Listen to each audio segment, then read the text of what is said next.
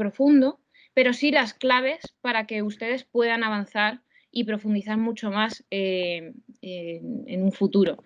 Dado que son temas muy complejos, son muy interesantes para poder atender correctamente a cualquier persona, ya sea deportista o no lo sea, y pueden, bueno, al final nos pueden interesar a todos. Así que, bueno, vamos a empezar. Agustín ya me ha presentado y sí, soy licenciada en biología y graduada en nutrición, pero para mí soy como una especialista, o sea, estoy especializada en nutrición. Yo veo la nutrición desde el punto de vista de la biología, porque al final los nutrientes, bueno, cuando entran en nuestro organismo generan una serie de interacciones y al final son nuestras células las que responden a los nutrientes, ¿no? Entonces, me gusta verlo desde ese punto de vista, más que únicamente desde la parte de lo que es el alimento. Y bien, también quiero que sepan a qué me dedico, qué he estudiado, cuál es mi formación, por algo muy importante que está ocurriendo ahora, y es que yo por lo menos me he dado cuenta que todo el mundo habla de determinados temas, ¿vale? O practica o ejerce una profesión más allá de la que es la suya propia. Y hay nutricionistas que entrenan, hay profesionales del ejercicio que recetan, bueno, que generan dietas, o hay personas sin cualificación que hacen pues todo este tipo de cosas. Y no hay ningún problema en hablar de una materia si se tienen los conocimientos, pero a veces no es el caso. Y creo que es un poco... Por tanto, sí que es interesante que cuando tengan delante un contenido se pregunten quién lo está dando, cómo lo está dando y desde dónde me están ofreciendo ese material, ¿vale? Porque creo que estamos un poco desbordados a veces con la cantidad de información que recibimos, que no sabemos exactamente si tiene razón, si es de calidad o no. Incluso las personas con título no siempre tienen el conocimiento adecuado. Hay personas que no han tenido un estudio de una materia, o sea, no tienen estudios o titulación sobre una materia y tienen mucho más conocimiento que otras. Entonces, por eso quería empezar esta serie de conferencias hablando de la nutrición y la evidencia, ¿vale? ¿De dónde viene esa información? Porque creo que es necesario empezar a ser críticos con aquella información que recibimos, o por lo menos a animar a la gente, a las personas a las que vayamos a formar, a que sean muy críticos con aquello que reciben y que empiecen a clasificarle y le den una jerarquía o una importancia y conozcan de dónde viene, quién les ofrece esa información y, bueno, sepan manejarla porque las cosas han cambiado mucho. Antes teníamos que ir a la biblioteca para coger pues, libros especializados, para poder encontrar información, recurríamos a las enciclopedias, todo costaba muchísimo. Encontrar un artículo sobre una materia, pues es que era casi imposible y cuando lo tenías era oro. Y ahora con un clic todo está en la red, tienes información de todo tipo y al final pues es un poco difícil de manejar. Entonces, bueno, la información se puede clasificar en diferentes materias, en los libros, por ejemplo, pues muchas veces la información está obsoleta o hay un retraso, a veces hay cierta subjetividad. También tenemos las revistas biomédicas que también pueden ser de más calidad, pero el volumen de información que día a día están sacando es enorme. Y luego está la opinión de los expertos, que muchas veces pues, no sabemos, no ha pasado un filtro, como puede ser otro tipo de material. Entonces, Internet puede ser una fuente de información o incluso una fuente de desinformación. Entonces, tenemos que pues ver cómo clasificar ese material que nos está llegando. Porque al final podemos acumular y a mí me pasa, yo tengo gran cantidad de carpetas en el ordenador que de hecho tengo que vaciarlo porque no me funciona correctamente. Y es por eso, porque voy acumulando información que al final no tengo tiempo de leer, me satura, me genera ansiedad y por ello, quería también mostrarle que al final toda la información que podemos encontrar en Internet, no toda está contrastada, las opiniones son variadas y muchas veces está el problema de las redes sociales o el marketing visual que nos ofrecen un contenido que a primera vista parece muy interesante, parece muy real, pero que luego rascas un poco y te das cuenta que no tiene detrás que no es material del que uno pueda fiarse. Y hablo a nivel profesional, es decir, cuando uno lee para sí mismo, puede leer cualquier materias y cualquier tipo de información, pero cuando va a ejercer su profesión, sobre todo una profesión que está relacionada con la salud, bueno, pues es importante saber que esa información que está recibiendo, ese tiempo que está dedicando a esa lectura, bueno, pues le va a aportar un contenido que sea interesante. Entonces, debido a esa cantidad de información que se publica y la incapacidad para estudiarla y analizarla, muchas veces, por ejemplo, en el ámbito clínico, cuando se va a tomar una decisión, es imposible buscar esa materia, analizarla y tomar una decisión en base a eso. Por ello, es necesario hacer un cambio en la estrategia y de acumulador de información, pues hay que pasar a ser un buscador de fuentes de información que me den ese contenido bien sintetizado y que esté pues apto para cogerlo, estudiarlo y pues darle un feedback a mi deportista, a mi cliente, a mi paciente, a aquella persona que estoy pues tratando o que tengo delante como un caso. Por tanto, para desarrollar, o sea, para poder ofrecer esa alternativa bueno, no sé, no, es que me ha salido un mensaje y por eso no sabía si... Nada, sigo. Para poder clasificar esa información, en el siglo XX apareció un movimiento llamado la medicina basada en la evidencia, para poder gestionar toda la información y dar una estrategia al clínico para tomar una decisión. Esta medicina basada en evidencia se debería aplicar a la nutrición, al ejercicio, a la psicología basada en la evidencia. Todo debería ser tener tomarse en base a elementos que han pasado, que son rigurosos y que nos pueden ayudar y confianza en la decisión que vayamos a tomar. Por tanto, ¿qué es la medicina basada en la evidencia? Se trata de una estrategia que implica que las decisiones que afectan al cuidado de los pacientes se tomen ponderando pues, de forma adecuada la información científica que hay, que sea válida y relevante, pero además integrándola con la experiencia clínica y las preferencias que tenga el paciente. ¿Vale? Esto sería basado en la medicina, pero bueno, se podría trasladar también a lo que es la nutrición y el ejercicio. Finalmente nos permitiría tomar esa decisión fundamentada en la investigación que hay disponible actualmente, la más actualizada.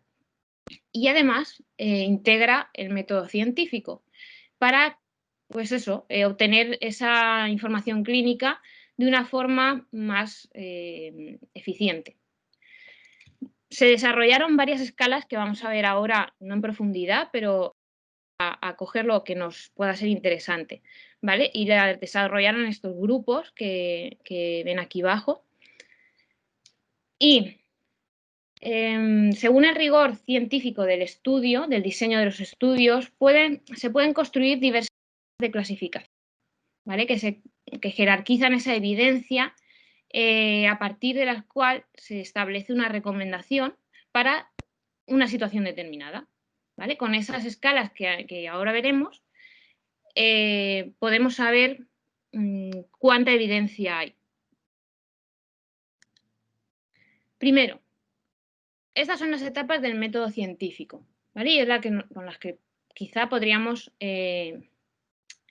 iniciarnos a la hora de resolver nuestra cuestión, nuestro caso.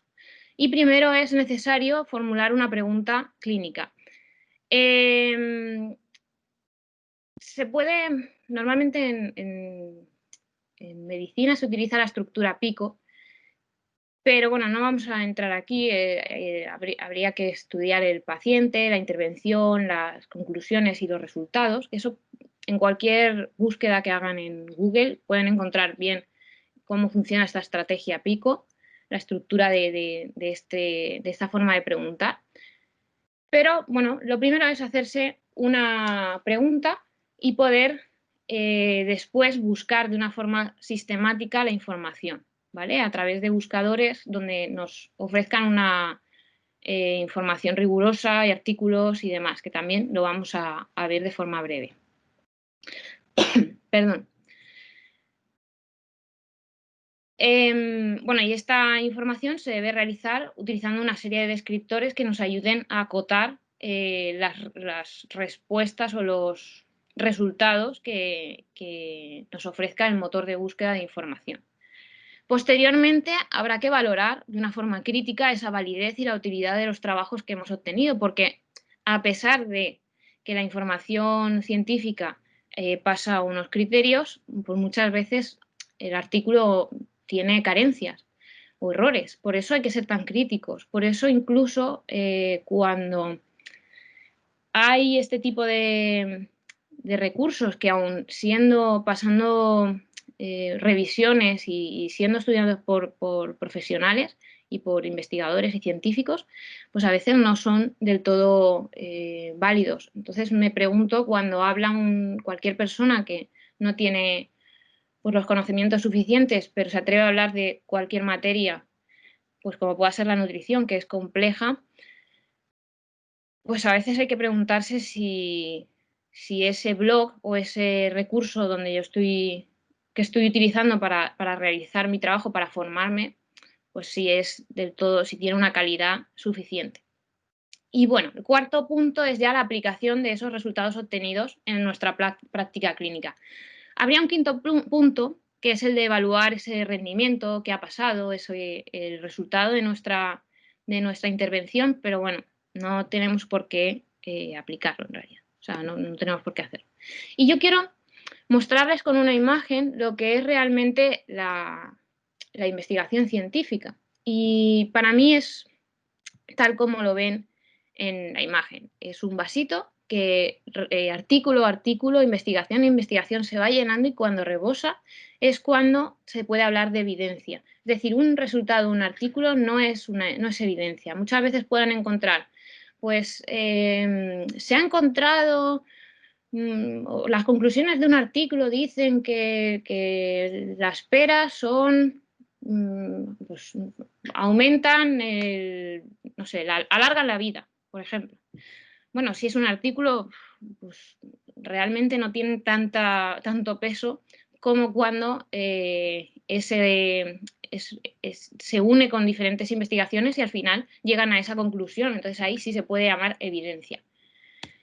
Y bueno, esto es que lo vi y dije, bueno, es la representación de lo que está pasando ahora con el virus y con el COVID. La ciencia está así, está ahora mismo llena de investigaciones muy centradas sobre todo en COVID, no se dejan de lado el resto, pero bueno, es un bombardeo que esperemos que dé resultados pronto. Pero bien, a lo que íbamos. Esa evidencia científica fue clasificada por Brian Hines hace ya unos años y sintetizó un modelo piramidal de 4 escalones que lo denominó 4S por los recursos en inglés que lo componían, y que posteriormente se amplió a 5S y luego a 6S. ¿Qué quiere decir esto? En cada escalón se reúne una información que tiene una evidencia, ¿vale? Conforme vamos subiendo de escalones, la evidencia es mayor y el grado de recomendación es mayor. Es decir, los metaanálisis son los que tienen un nivel de evidencia superior por el tipo de trabajo que es, porque eso reúnen la información de muchos artículos científicos y bueno, es un estudio muy complejo. No hay tantos metaanálisis como pueda haber artículos y ese último escalón de la pirámide pues serían la información que más evidencia nos daría, que más fiabilidad, que más conclusiones claras nos darían. Y los artículos sería la base inicial. El artículo del que les hablaba pues estaría en esa base, que bueno, se ha dado un resultado y hay que comprobar que de verdad las peras alargan la vida. Entonces, bueno, poco a poco se fue mejorando este escalón y en base a los artículos originales publicados en las revistas se hizo esta estructura de seis escalones donde los estudios de la base pues son los artículos, hace referencia a los artículos originales que se publican en las revistas. Las sinopsis de estudios pues son resúmenes de estudios pues, luego van subiendo revisiones sistemáticas, resúmenes de las revisiones sistemáticas, hasta llegar a soportes de decisiones computerizadas, que sería pues, la parte más alta, pero que bueno, son un poco más limitadas. Generalmente en la práctica clínica se pueden usar las guías, que son bastante útiles. Entonces, con esto, el clínico tiene un sumario, o sea, tiene en poco esfuerzo que realice en esa búsqueda que él inicialmente realice, que nosotros realicemos, y con un poquito de esfuerzo tenemos una información que nos permite actuar de forma rápida, ¿vale? Más rápido que si nosotros tuviéramos que ir a hacer nuestra propia búsqueda, nuestra selección, análisis, estudio de todos los artículos que encontráramos y después pues tomar la decisión. Ahí nos llevaría un tiempo que creo que ni siquiera podríamos gestionar.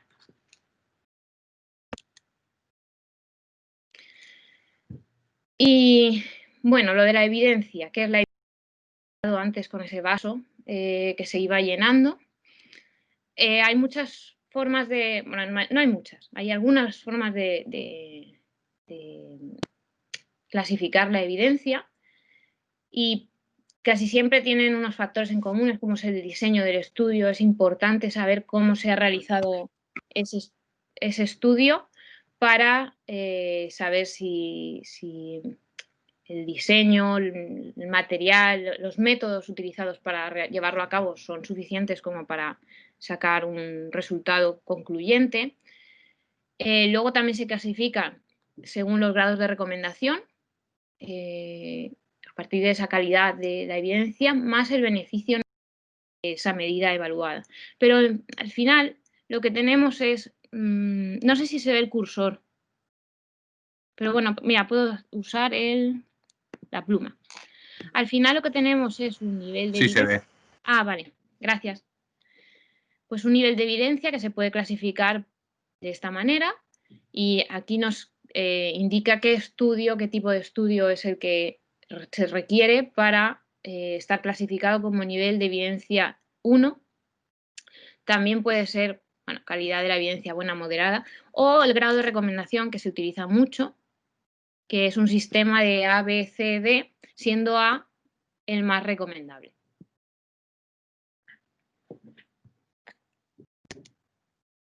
Bien, y aquí pues otra forma de clasificarlo, que al final también los grados de recomendación son A, B, C y D. Suelen ser muy parecidos los diferentes sistemas de recomendación y de clasificación. Y bueno, estos son los tipos de estudio que hay, que aunque no vamos a entrar en ver cada uno de los estudios, sí que vamos a ver aquí. Bueno, si hay una intervención o no, el grado de evidencia que el tipo de estudio nos ofrece. Aquí está el máximo grado de evidencia. Cuando hay una intervención experimental y además se asigna de forma aleatoria y hay un grupo de comparación que se llama ensayo clínico aleatorizado y controlado, pues el grado de evidencia que ese estudio ofrece es muy alto. Y por otra parte, bueno, los estudios observacionales, donde no hay una experimentación, donde a veces no hay un grupo de comparación, pues estos serían los que menos evidencia ofrecerían.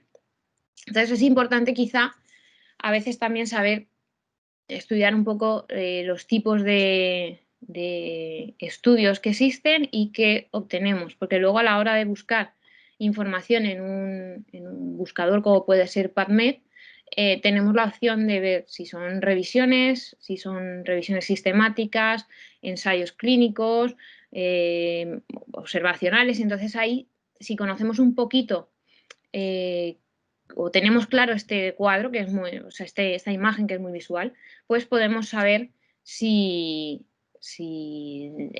o sea, saber qué información nos va a ofrecer, si tiene más evidencia o menos.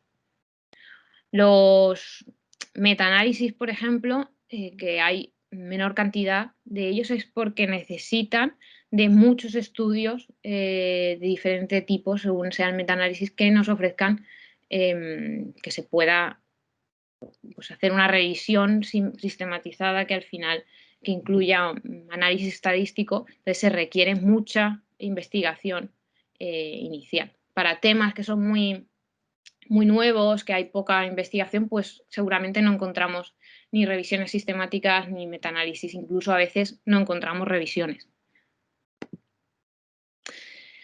Y vamos a poner un ejemplo, cómo aplicamos este sistema de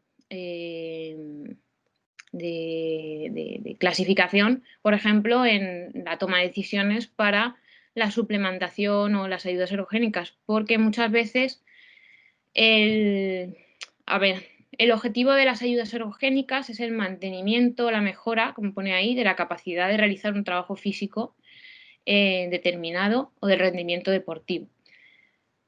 Y se pueden utilizar por medio de las modificaciones nutricionales de la dieta, por ejemplo, de los macronutrientes, se pueden variar para intentar generar una dieta que permita al deportista rendir mucho más, o añadiendo suplementación deportiva. Lo que pasa es que este tema yo creo que no se toma con la suficiente seriedad y a veces pues, el consumo de productos es excesivo o inadecuado o a dosis que superan lo que sería eficaz o lo que sería saludable. A veces incluso el producto no sirve para nada, pero te lo venden como que sí, o no está ni siquiera evaluado por diferentes agencias que se dedican a pasar un control a estos productos, no sabes lo que te estás tomando y si estás en deporte pues puedes generar pues problemas de doping o problemas en la salud del deportista y pasar de lo que es una ergogenia, que es esa ayuda al deportista, a una ergolisis, que bueno, pues has pasado a que haga todo lo contrario. Entonces, en suplementación deportiva, esta revisión es muy interesante, que se la puedo pasar, incluso está en internet, que está realizada, es un consenso, perdón, realizado por la medicina del deporte, en archivos de medicina del deporte, que habla sobre la suplementación, los grados de evidencia y cuándo utilizarlo y cuándo no. Entonces, esto es muy importante. Aquí, casi siempre, la suplementación pues, se puede clasificar los diferentes suplementos como de grado A, de grado B o de grado C. Entonces, cuando tenemos suplementos de grado A es que pues hay datos suficientes metaanálisis, revisiones, suficientes como para decir que ese suplemento funciona, las dosis, cuándo hay que ofrecérselo al deportista o cuándo no lo podemos tomar nosotros, cuándo no. Entonces, hay datos suficientes como para poder recomendar ese suplemento. Si es de grado B, bueno, hay estudios y es saludable, pero bueno, no hay tanto como el grado A. El grado C, pues igual, consenso de opinión de expertos.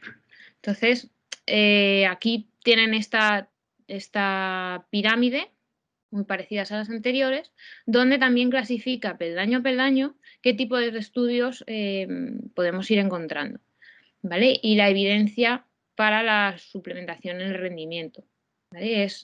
Es muy interesante para tener en cuenta a la hora de, bueno, suplementarnos.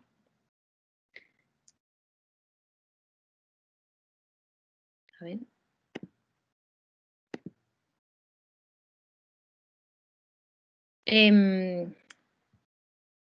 También se suele hacer este tipo de tablas con el resumen que este consenso las tiene, es muy interesante, es bastante amplio, salió en 2019 y bueno, habla incluso de la parte de ergogenia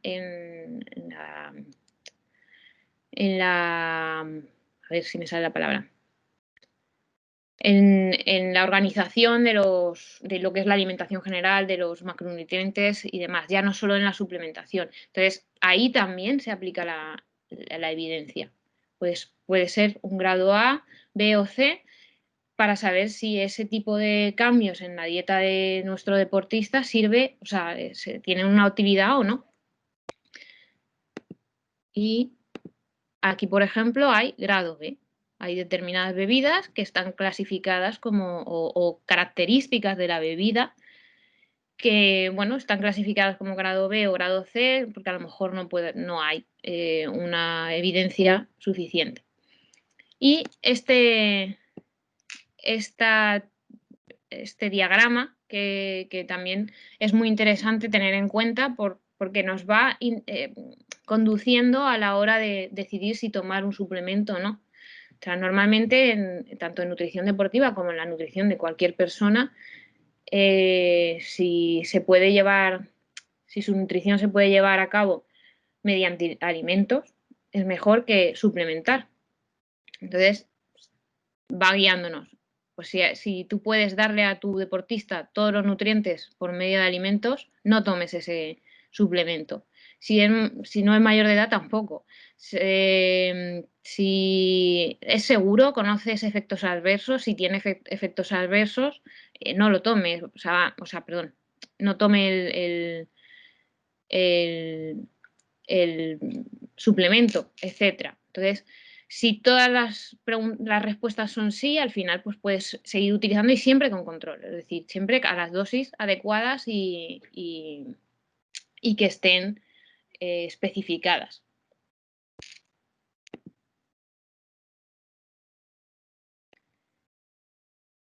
Y bien, este es otro artículo de revisión realizado por Raquel Blasco que les recomiendo porque también habla de son 3 partes del artículo y habla de las ayudas erogénicas y nutricionales en el deportista y la verdad que lo hace muy claro, ¿vale? Y habla también de las variables que se deben tener en cuenta y la clasificación que se lleva a cabo. Todo esto es un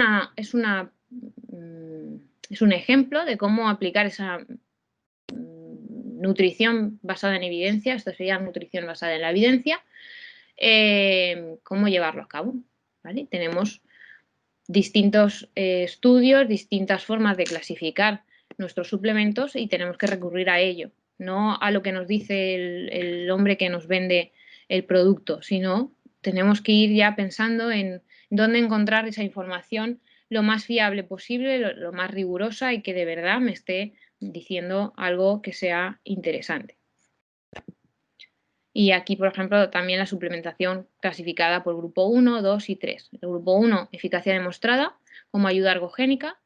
El grupo 2, hay pocas pruebas. Grupo 3, no se debe utilizar.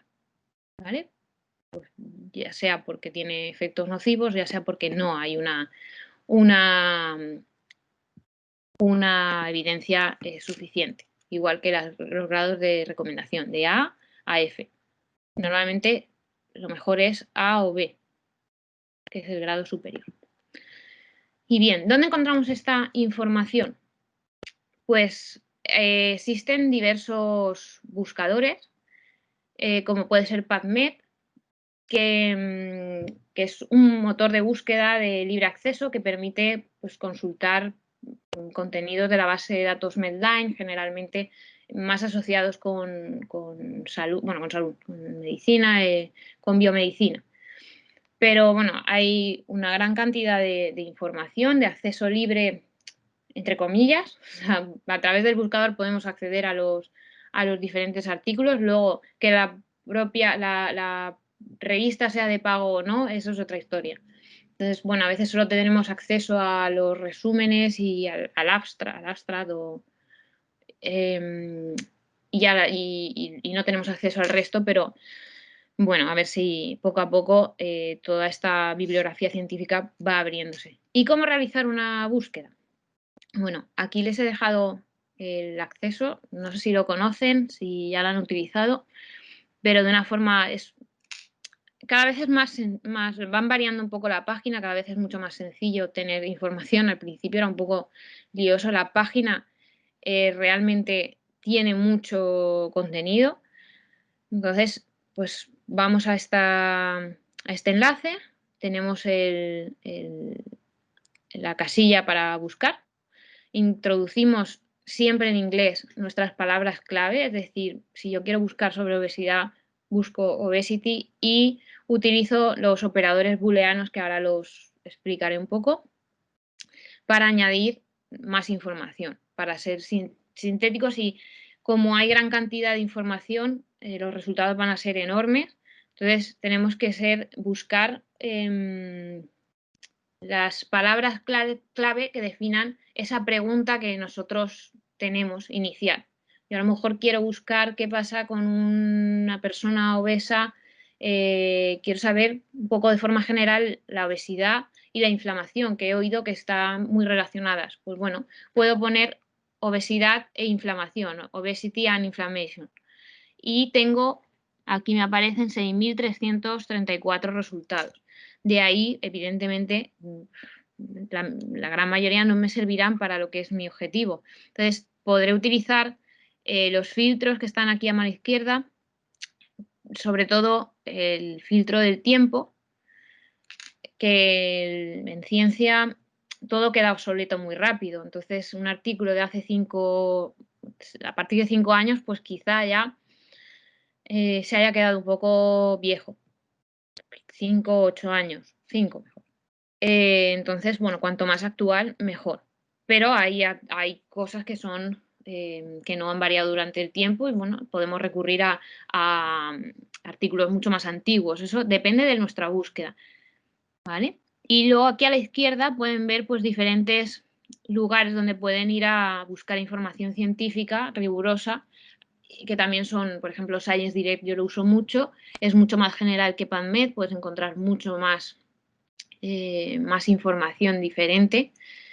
Entonces, bueno, yo les recomiendo que vayan trasteándolas, les animo a hacerlo y vayan, pues eso, poniendo sus búsquedas. Además, ahora cada vez lo van haciendo mucho más sencillo, te van dando opciones de combinaciones y de temas que son pues o muy buscados o que son muy interesantes.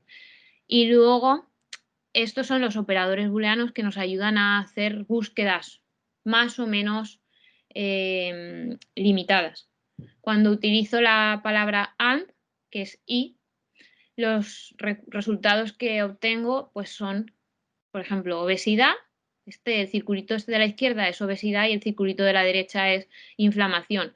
Pues obtengo aquellos resultados que tengan dentro del título, el artículo, las palabras obesidad e inflamación. ¿Vale? Si utilizo OR, que es O, pues puede aparecer u obesidad u inflamación o inflamación. ¿vale? Aparece una palabra o la otra. Entonces, la cantidad de resultados que obtengo aquí utilizando este operador es brutal. Entonces, no siempre nos interesa. Si utilizo NOT, que también, pues a lo mejor en obesidad, pues a lo mejor no nos interesa que nos aparezcan resultados que hablen de cáncer.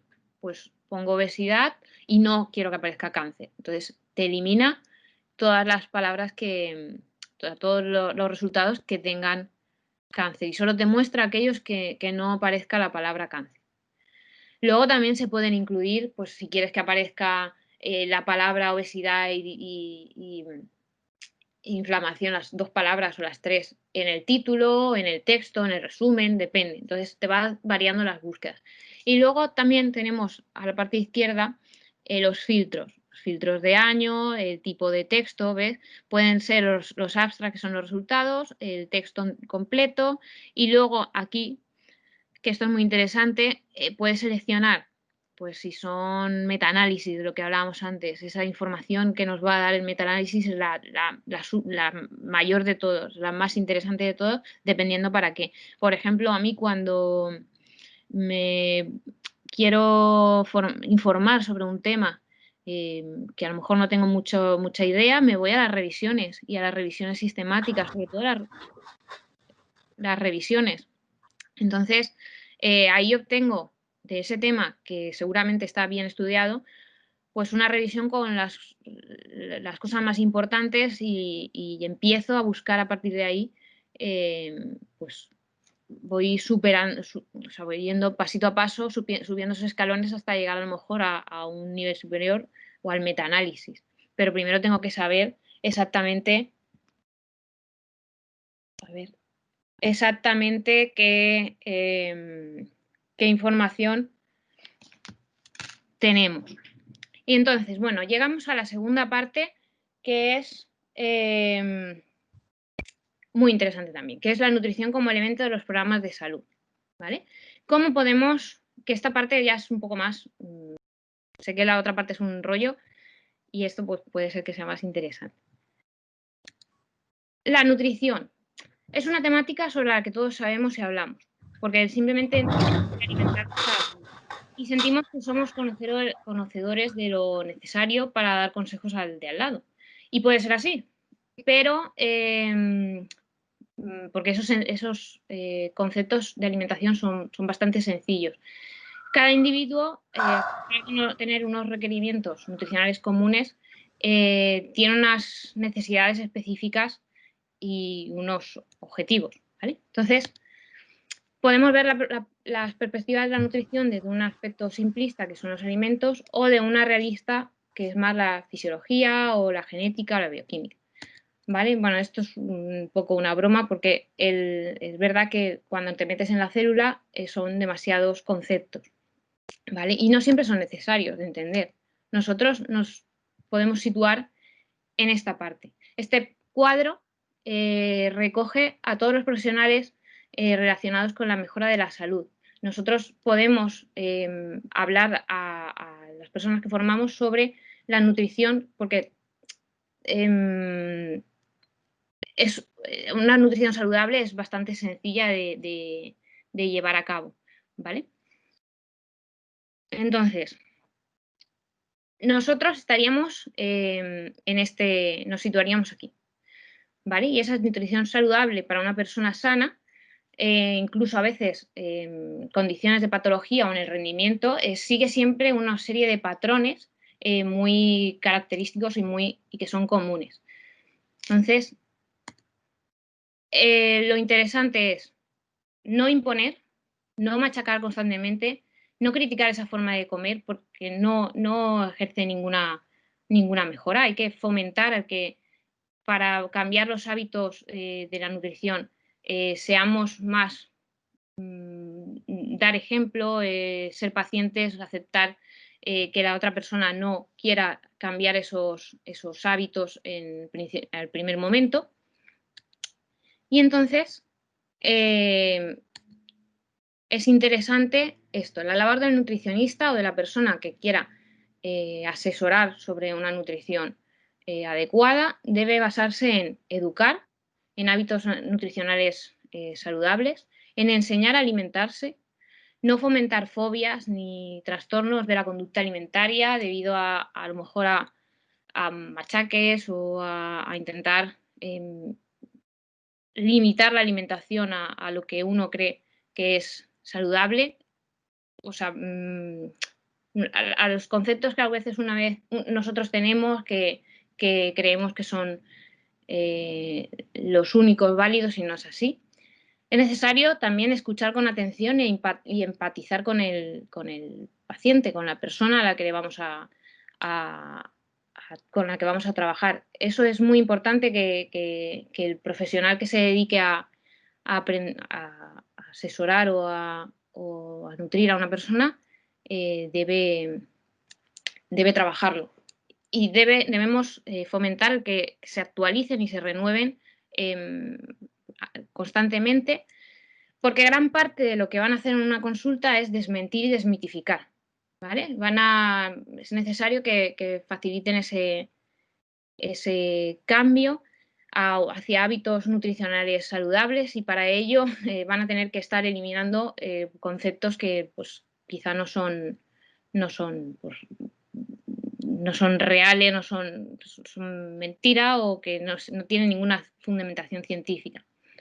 Y por último, pues estructurar y planificar la alimentación, que es siempre lo que se le solicita a un nutricionista, y hay veces que es necesario entender que ese profesional de la nutrición va mucho más allá.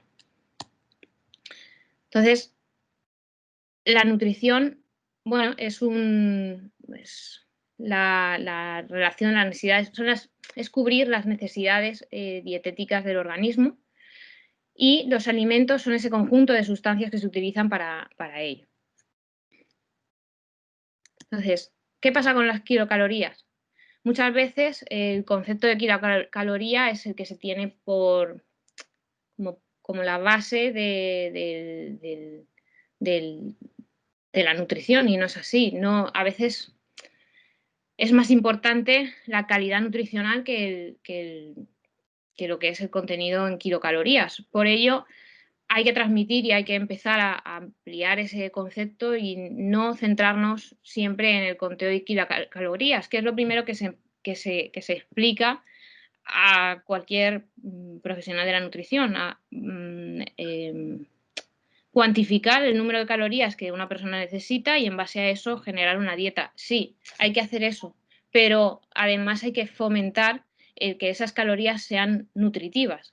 Es decir, no sirve 500 calorías de cualquier alimento, no, tienen que ser, o tenemos que llevarlo a una calidad nutricional adecuada, alimentos que de verdad sean adecuados, porque puede ser que el fregadero esté reluciente, pero si el interior, que serían nuestros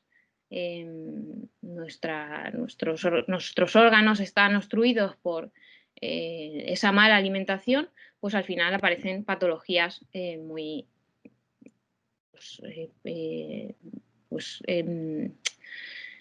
generan patologías, al final son enfermedades.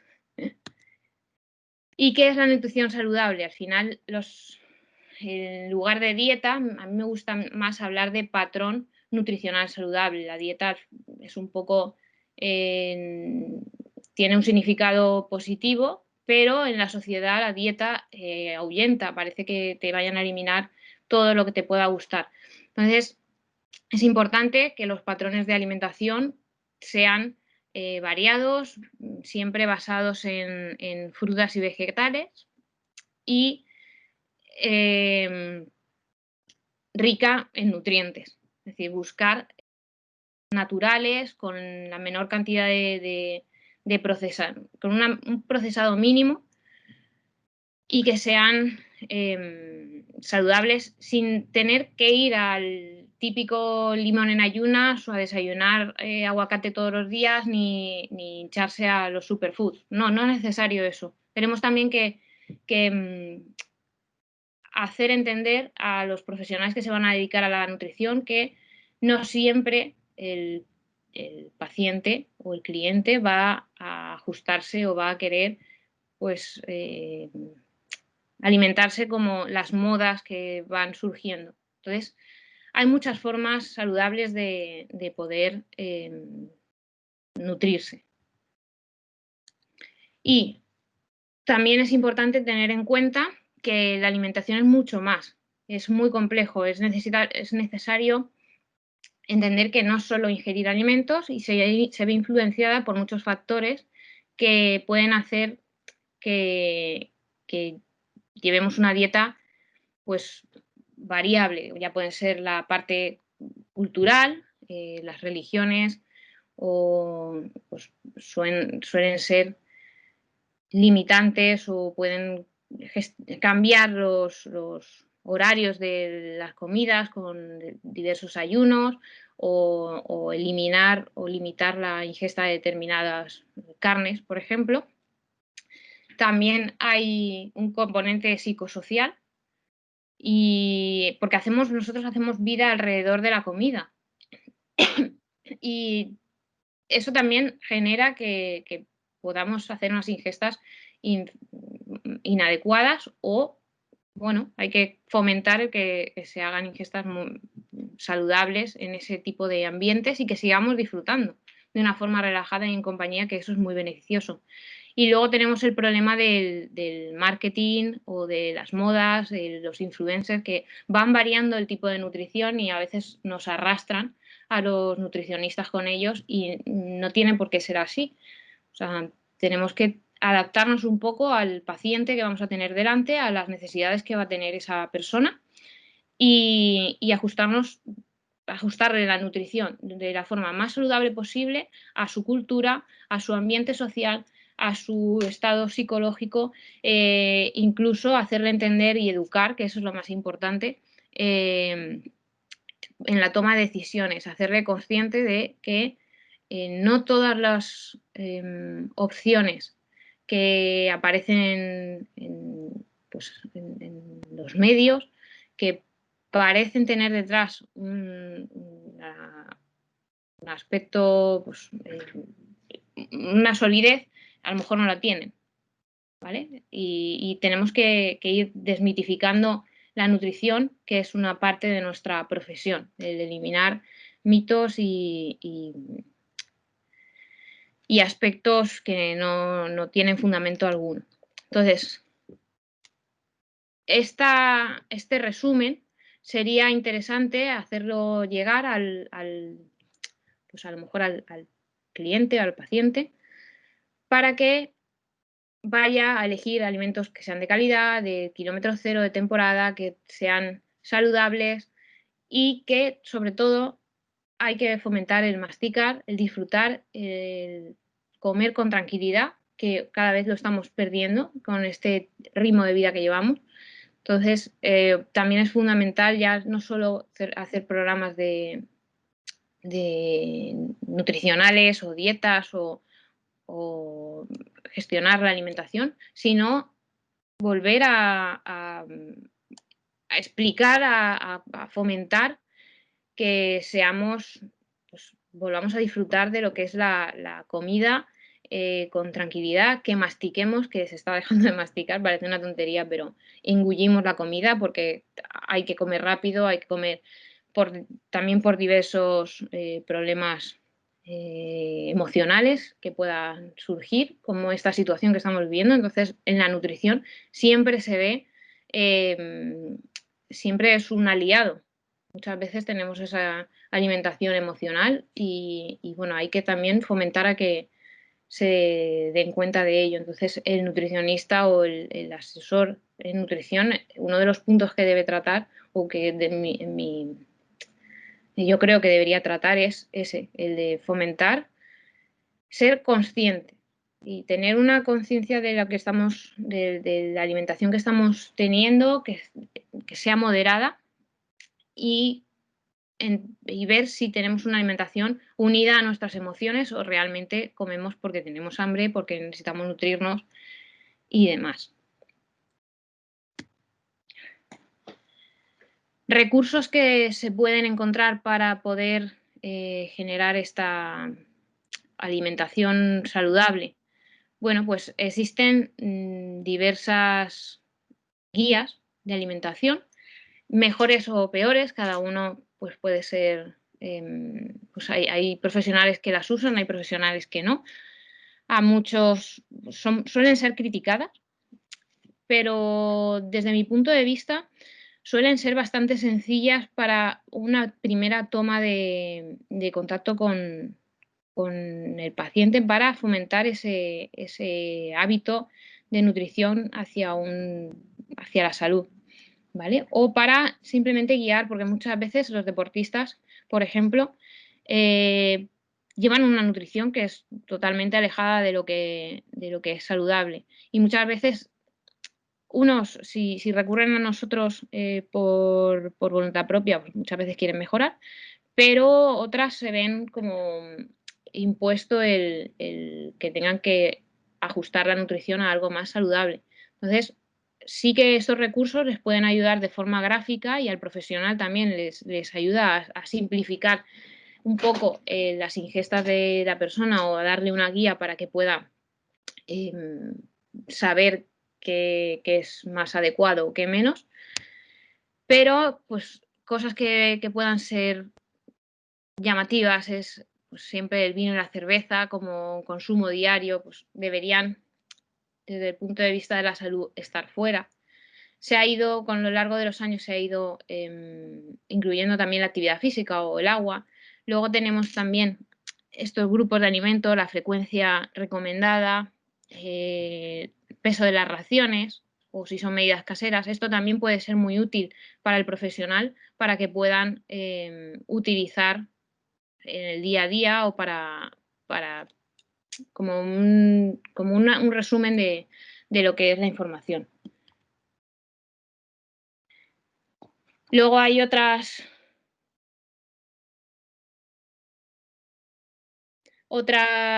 pirámides, como la de la pirámide de la alimentación saludable, que las dividen así, y hay otras que ahora están también de moda y es muy interesante, que añaden la parte de sostenibilidad o si es saludable o no. A mí personalmente no me gusta restringir ciertas cosas y que sean como prohibidas, porque al final las personas pues lo toman como algo como algo que aún lo desean más. A veces puede generar ese tipo de interés. Y luego, esta propuesta suele ser muy, muy útil y es creo que las que más utilizan los nutricionistas es la propuesta de Harvard, que es el método del plato, que lo clasifica en verduras, frutas, cereales integrales o proteínas. Hace esta división y para el profesional es muy útil tener este recurso para enseñarle a la persona que tiene delante, a la que quiere empezar a formar, y que pueda hacer sus propias combinaciones y llevarla a su vida diaria, ¿vale? Es muy visual.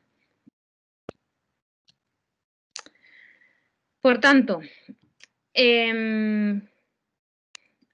sin importar mucho el objetivo que tengamos, si es la salud, si es el rendimiento deportivo, ¿vale? Porque al final la nutrición está ahí en medio, la nutrición saludable es tanto para el deportista como para la persona que pueda sufrir una patología.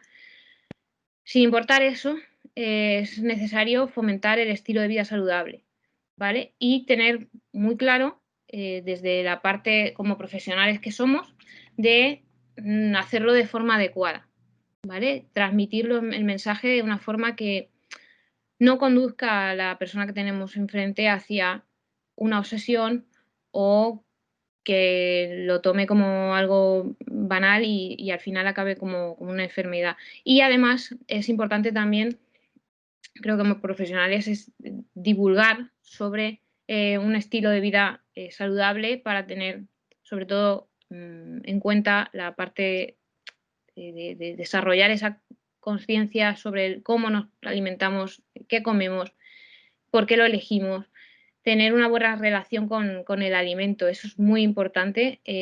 También tenerlo en cuenta y estar atentos y ver cómo nuestro paciente está pues, qué relación tiene con la comida, porque a veces hay muchas patologías ocultas en esa situación. Y como siempre, fomentar el ejercicio físico porque necesitamos, creo que esto es donde tenemos que llegar, al trabajo multidisciplinar.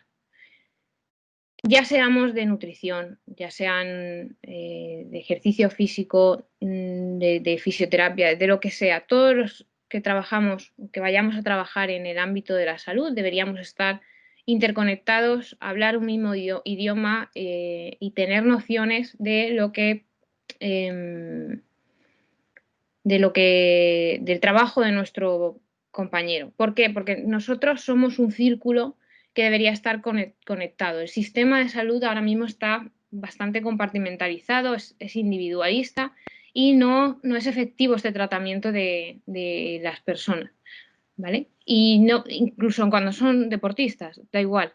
O sea, no puede ser que un médico vaya por su cuenta, que un nutricionista vaya por la suya, que no, nosotros tenemos que fomentar el que trabajemos de forma multidisciplinar y aunque no podamos hacerlo, tenemos que ir dirigiendo a nuestro eh, paciente o cliente hacia el profesional adecuado que le pueda tratar.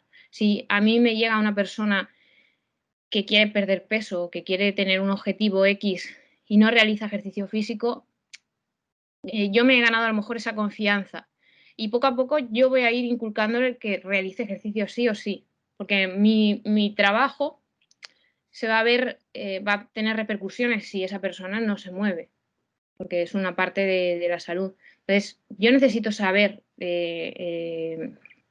cuál es el trabajo de mi compañero de ejercicio físico, necesito tener las bases e ir guiando a mi cliente o a mi paciente. No significa que yo vaya a entrenarle, significa que yo voy a ir inculcándole esa necesidad pues, de ejercicio físico, por ejemplo, y entender que eso es importante para su salud. Entonces, yo conseguiré que al final recurra a ese profesional y ese profesional del ejercicio debería hacer lo mismo e ir inculcándole a esa persona que tiene con la que trabaja que la nutrición adecuada también favorece lograr ese objetivo.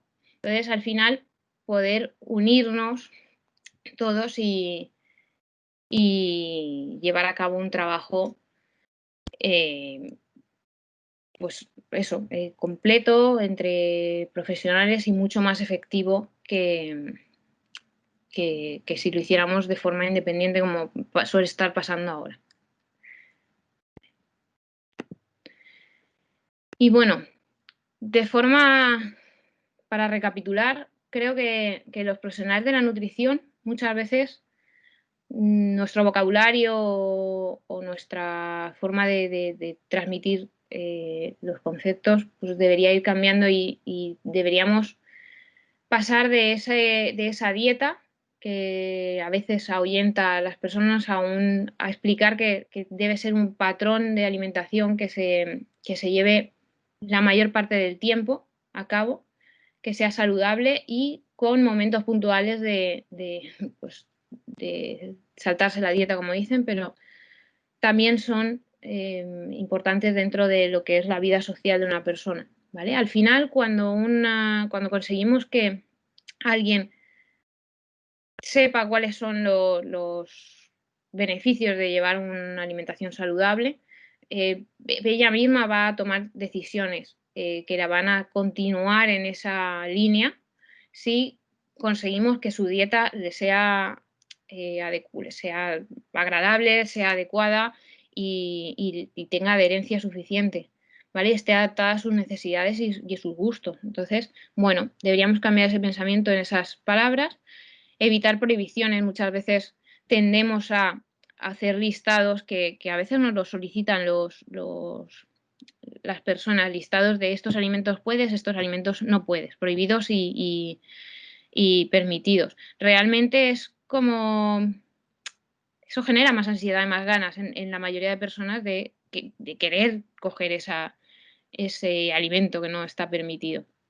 Entonces, debemos hacerlo fácil, rápido y sencillo, porque estamos en una sociedad de la inmediatez y facilitar la adherencia al cambio. Entonces, hay que cambiar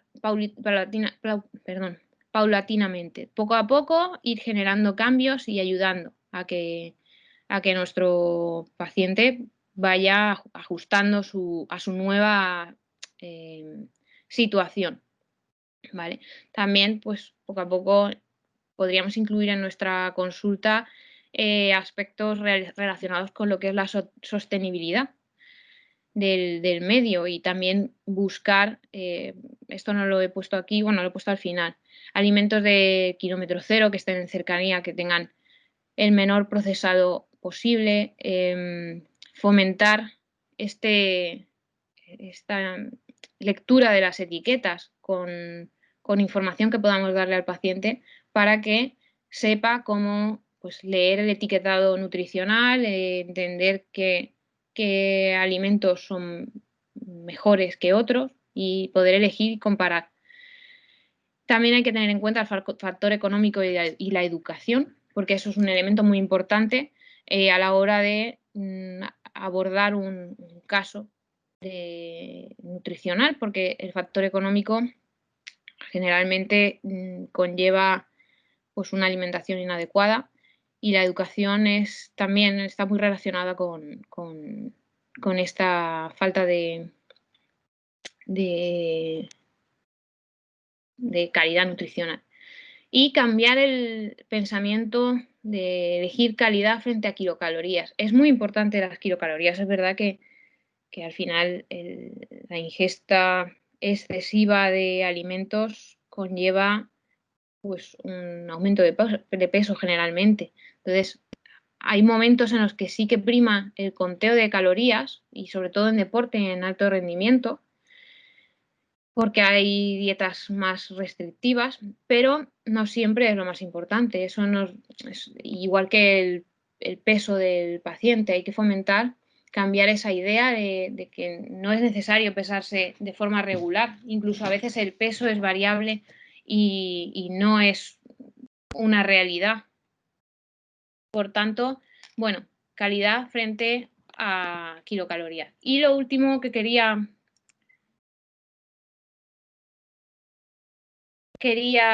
dejar para reflexionar es este tipo de mensajes y